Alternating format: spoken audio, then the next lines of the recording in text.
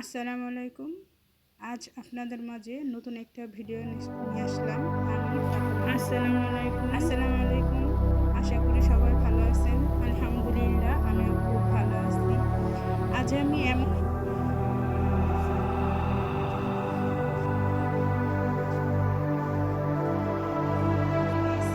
ভালোভাবে ছোট ছোট করে কেটে নিয়েছি।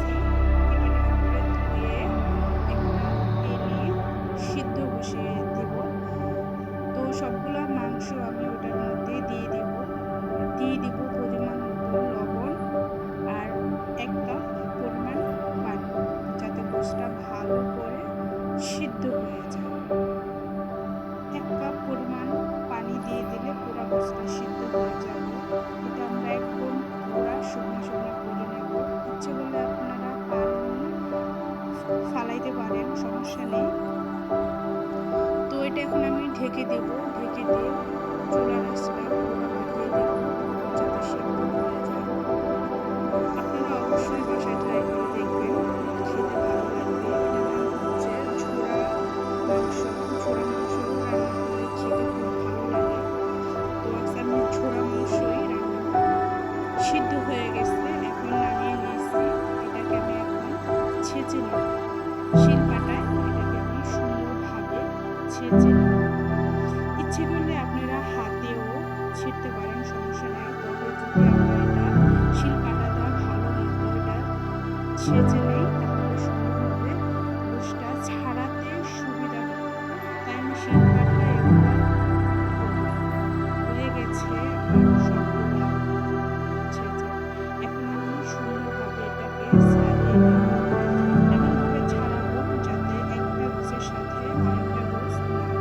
যেহেতু আমি এটা ঝোড়া মাংস বানাবো, এজন্য ভালোভাবে সবগুলা ছেড়ে নেব। দেখেন সুন্দর হয়েছে, সবগুলা ছেড়ে হয়ে গেছে। একটা গোছের সাথে একটা গোছ খুব সুন্দরভাবে ছোট ছোট করে ছিঁড়ে নিয়েছি। এখন আমি একটা প্যান বসিয়ে দিব, যেখানে আমি পেঁয়াজগুলো কুচি রেখেছি। একটা কড়াই বসিয়ে দিয়েছি। কড়াইয়ের মধ্যে দিয়ে দিব তেল। যেহেতু এটা একটু ঝোড়া মাংস, তেলের পরিমাণ একটু বেশি হবে। বেশি করে দিয়েছি। দিয়ে দিব তেজপাতা, দিয়ে দিব এলাচ, লং, দারচিনি, সবগুলাই একসাথে দিয়ে দিব। হালকা একটু ভাজা হয়ে গেলে দিয়ে দিব আমি যে পেঁয়াজগুলো কুচি করে রেখেছি, ওই পেঁয়াজগুলো দিয়ে দিলাম। পেঁয়াজগুলো এখন একটু নাড়াচাড়া দিয়ে নেব, যাতে এটা সুন্দরভাবে বাদামি কালার হয়ে যায়।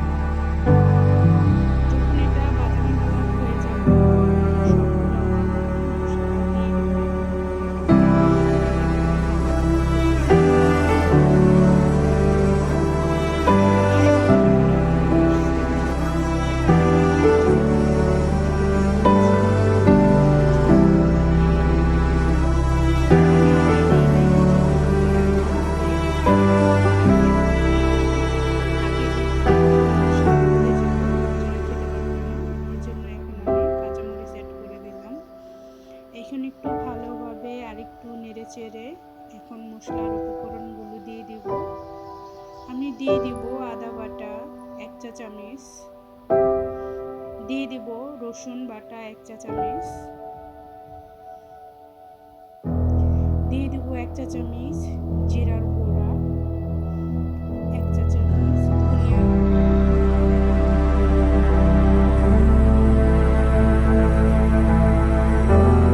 এখন আমি লবণ আপনাদের সাথে দিয়ে দিব।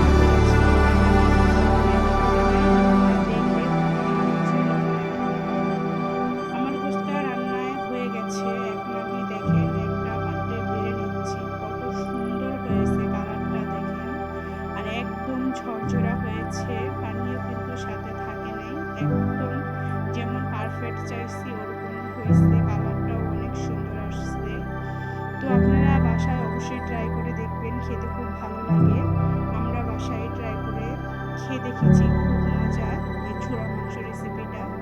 আপনারা যারা যারা দূর দূরান্ত থেকে আমার ভিডিওটা দেখতেছেন এবং দেখছেন, না টেনে পুরো ভিডিওটা দেখবেন, ভালো লাগবে।